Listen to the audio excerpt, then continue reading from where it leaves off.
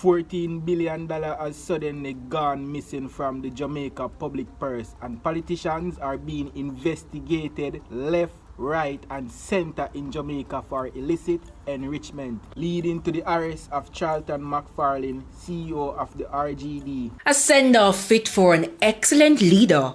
Or was he? This is how employees of the Registrar General's Department said their goodbyes to CEO Charlton McFarlane on Thursday. We thank you for the buster. Thank you for the overtime. Mr. McFarlane was contracted to run the RGD. His contract ended on May 2. It was not renewed. His failure to submit his statutory declarations was reportedly the reason why. Principal Director of the National Integrity Action, Daniel Archer, weighs in. Being a good leader does not necessarily mean that you do not have to comply with the laws.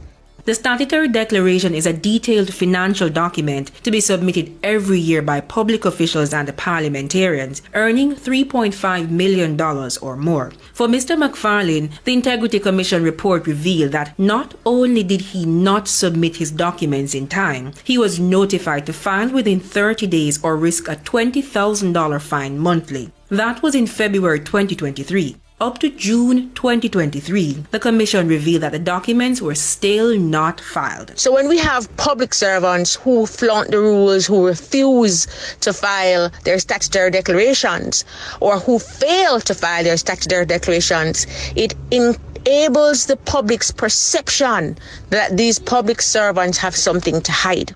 Charlton McFarlane was charged by the Commission. He pleaded guilty to 5 counts of failing to submit the documents, as well as failure to comply with a notice issued under Section 41(6) of the Integrity Commission Act. He can be fined up to $500,000 or up to 6 months in prison. Mr. McFarlane is to return to court on May 13. And now, 8 persons are currently under investigation by the Integrity Commission in Jamaica. So in this video, I will be telling you the top 3 illicit 8 members who are in charge and running the show. First person up, Juliet Olness, the wife of the Prime Minister and the cleaner, because if I am remembering correctly, she is the one who was trying to hide the report from the public. A special report is tabled on the matter that the country is waiting to hear, the illicit 6. That would come to the House and go straight to the... On a point of order, I do not know of what you're speaking, member. It's a... I don't know, no. The country is waiting to hear the illicit 6. Please remove that comment. Please remove that comment. That comment is inappropriate, doesn't belong in the House, and is not included in any document submitted in this honorable House. And then after you realize that the lie did not work, you refuse to table the report. And there was a concern about individuals being on a committee who are subject of the report. The Speaker's ruling, member, with absolute respect, is final in this regard, both from myself and the clerk, that we are in dialogue and wish to say nothing else. The Speaker is not always right, but the ruling is always final. And then after you realize that still not work, you call your legislation just so that you can do it in a private. I have taken a further decision to today table the reports. All illicit behavior. That plan never work out, and she does more than cover up dirty deeds for a politician. She is also in the real estate game, and apparently it seems that she takes extreme measures to detain and acquire properties, involving themselves in many farm destruction, many Jamaican farmers' farm being destroyed and raided because they are not voting for a said party. This is what the tractor came in and started doing yesterday. This used to be a little truck.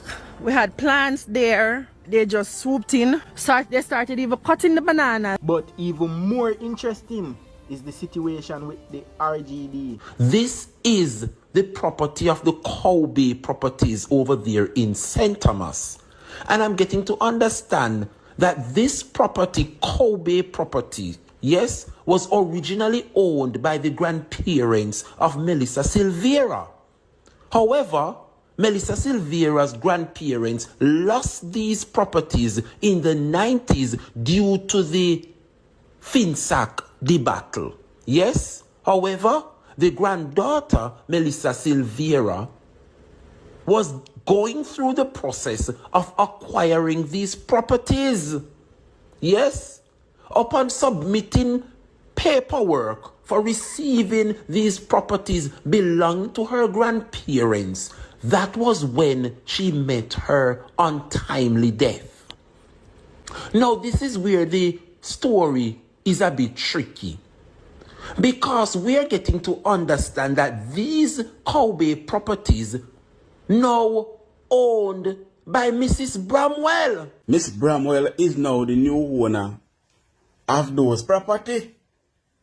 And when I said Miss Bramwell, we are talking about the wife of the Prime Minister, Mr. Andrew Bramwell. Let me tell you something, Jamaica. We have some interesting developments taking place in this case, you know. What are the core functions of the RGD? Why does the RGD exist? Birth registrations, death registrations, marriage registrations. Right. We also do stillbirth registrations and adoption registrations. There is another component of the RGD, a lesser known component, which is the Island Records Office, that deals with recording of wills and deeds. A deed is a signed legal document that transfers ownership of an asset to a new owner. How coincident is it? We have the CEO of the RGD getting arrested, the same people that we deal with the wills and the deed, while we have Juliet name popping up and other people property. Could this be connected? One of the issues with the black and white certificate was that it was just a piece of paper that was written on in pen. By hand? By hand, yes. Right? And as such, persons could go and, you adjust and you change a A to a O, you change a U to a E, and suddenly Hubert becomes Herbert. You know? Melissa grandparent, them did lose a piece of land. Now Melissa come and Melissa they fight for the piece of land. And all of a sudden, when she get through with the land, she just lose her 3 points just like that. And then people, what happened is that the owner of the land now is now Mrs. Bramwell. Next person up.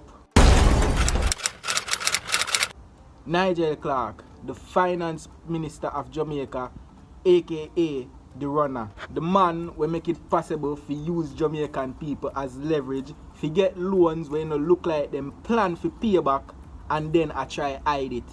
Sale of receivables is non-recourse financing, meaning that it's financing that the government of Jamaica, it's not debt, the government of Jamaica doesn't have to pay it back. Non-recourse financing.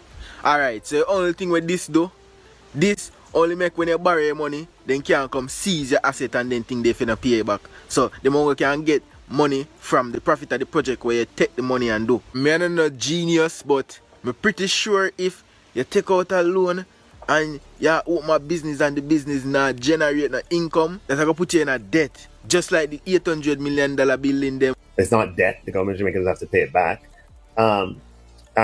But to say any more at this point could jeopardize the transaction. So it's not in the public interest to do so. If I did up the public, everything would have in a public. That's why I name public. So that means that it hasn't been, so you don't have a buyer yet. It's just a plan to sell the receivables at this point. No, we have market testing. That means that boy, you're not a buyer though. We have market testing, and we have Kalila. Let me at the right time. I'll be back on your program, and like I always do, I'll provide all the information. And again, I gave you the parallel with loan financing that we have put out, that we are going to be borrowing $200 billion issuing $200 billion. Hold on there. Whatever they just say. Financing that we have put out, that we are going to be borrowing $200 billion. We're going to be borrowing $200 billion of. You know what that brother remind me of? That brother. Opens the ballot box. Then examine every document, most of the document in the ballot box. That brother just say every, and then he stop.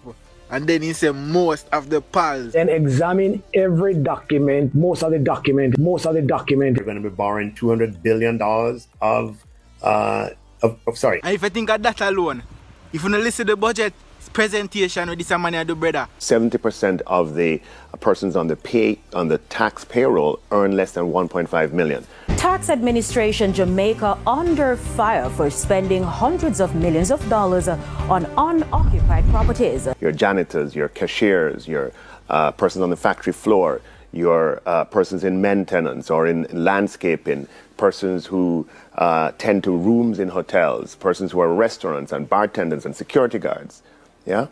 And we said, look, what we're going to do is we're going to do for the very first time a reverse income tax credit, which provides, once you are compliant, the government says, look, you're eligible. Wait, compliant with what? Once you are compliant, the government says, look, you're eligible. Hold on there, comply, because I'm not too bright, you know. Act in accordance with a wish or command. Nice choice of words, Mr. Clark. Once you are compliant, the government says, look, you're eligible. So, you know, if you're just eligible once you listen and do everything where government say. You just comply. You don't have to do nothing, just eligible once you listen to the government and do everything when you say. For a reverse income tax credit of $20,000. People, anything that sounds too good to be true is always $20,000 for sell your soul. 20 grand for comply.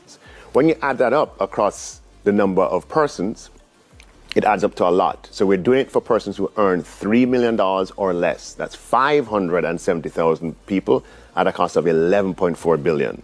So $11.4 billion to persons under $3 million, $1 billion to the seniors. That's what their threshold adjustment costs. And then adjusting the income tax threshold, the general threshold, from 1.5 million to 1.7 million.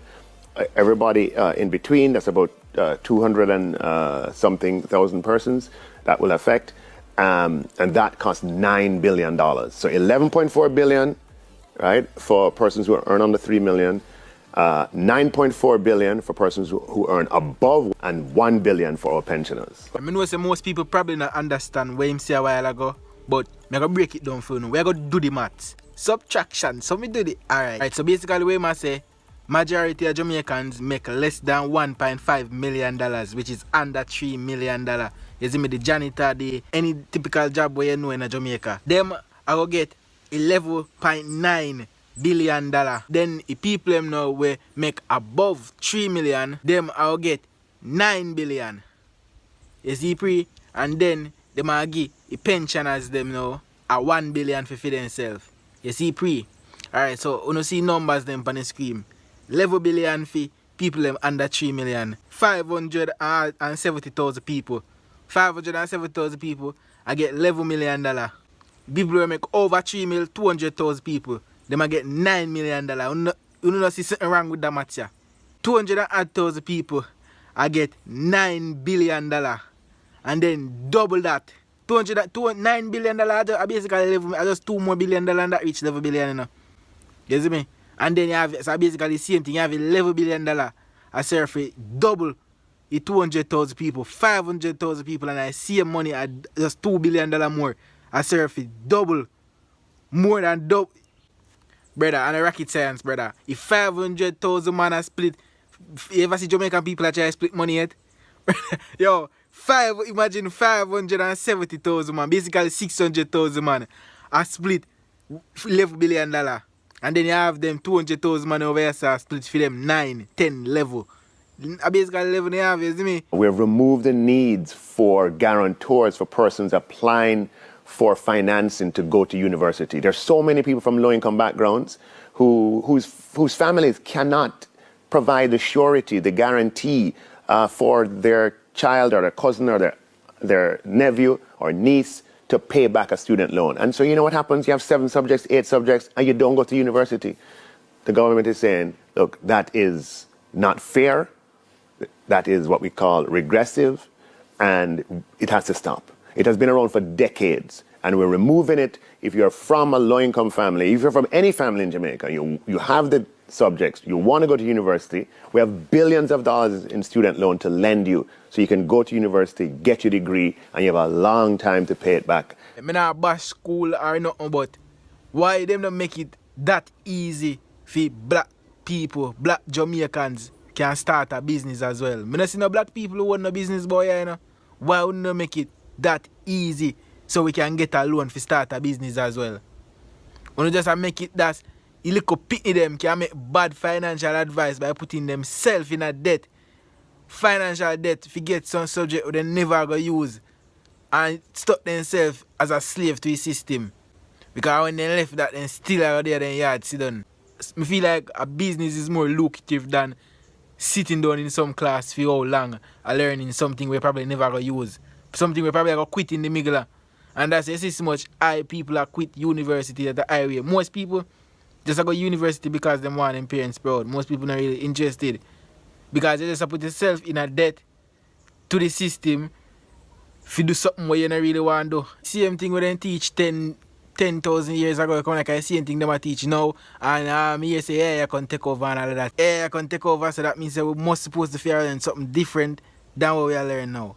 I don't understand why people still believe this. If the government fix up the hospital them to make sure that the citizens them have good health care, you really think so them business about what we have in our brain? You really think them business about if you catch a virus and if you get injection? Them no business, brother. It's all a sham. Next person up. Nigel Holness, the Prime Minister of Jamaica and the mastermind behind the billions of dollars that has suddenly gone missing from Jamaica public purse. Who are the 6 members of Parliament who are under investigation for illicit enrichment? Don't hide it. Tell it, Nigel Holness. I know say you know who them. Don't hide it. Tell it, Nigel Holness. I know say you know who them. Now this man is officially the liest Prime Minister ever in history. I was born in Spanish Town. Grew up at 56 Summerland Road.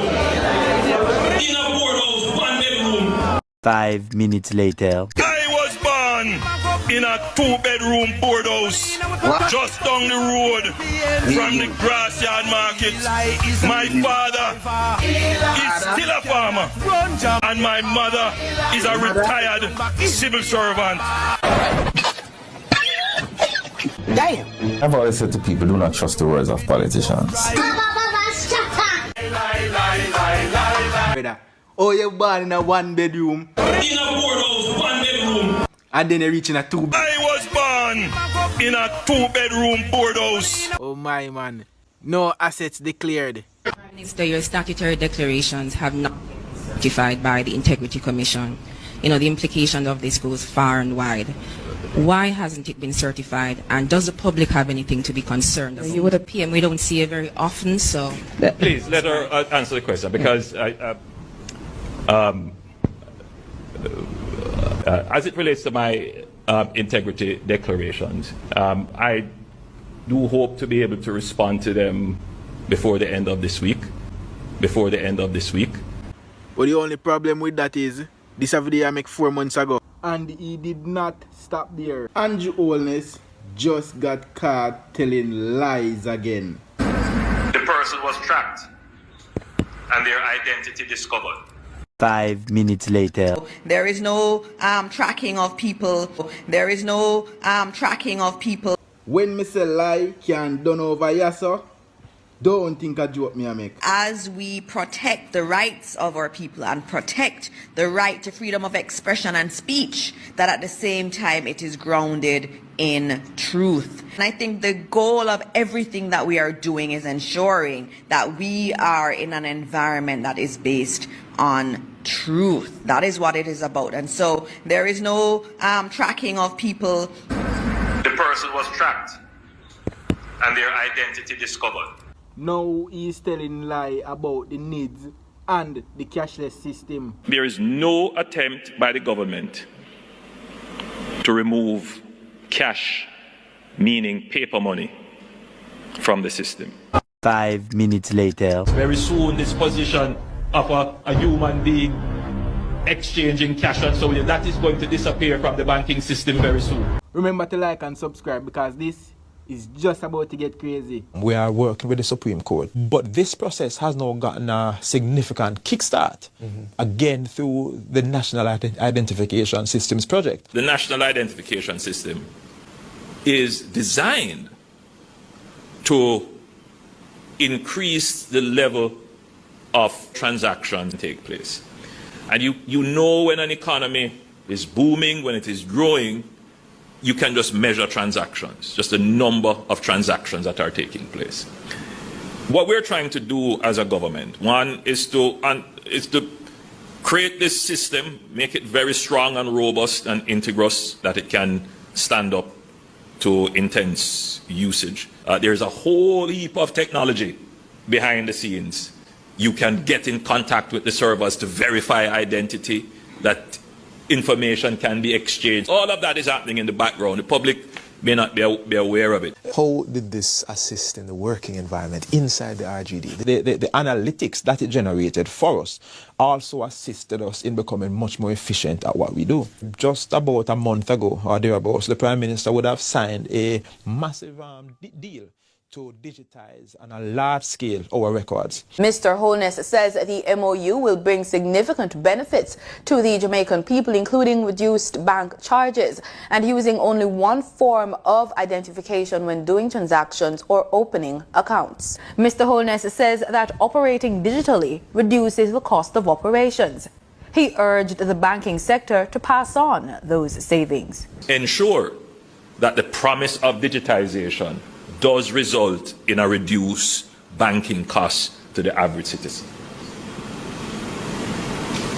We are doing our part with providing the needs to reduce your cost of verification of identity. Give some reflection of that. This video was edited by Weblight. So if you like the edit and you want your video to have a good edit, link them. And them very, very cheap. I don't know if it's because of the season make them so reasonable, but me not wait to find out. And the only way to contact Weblight is by DMing them on Instagram. So the Instagram name will be on the screen. So go over there, go DM them and get your video edit. And also remember, don't believe not what I'm saying in this video. This video is all for entertainment purposes.